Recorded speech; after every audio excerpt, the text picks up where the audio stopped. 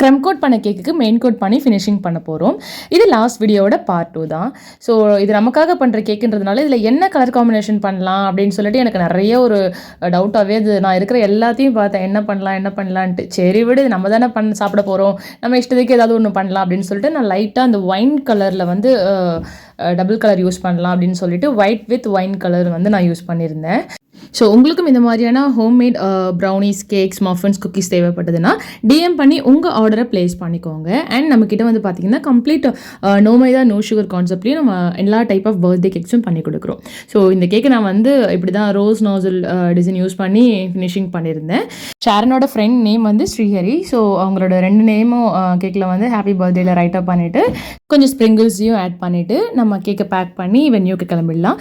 So நம்ம friend வீட்டில் தான் அந்த கேக் கட்டிங் நாங்கள் பண்ண போகிறோம். ஸோ இதோட செலிப்ரேஷன் வீடியோ நம்ம நெக்ஸ்ட் வீடியோவில் பார்க்கலாம். தேங்க்யூ.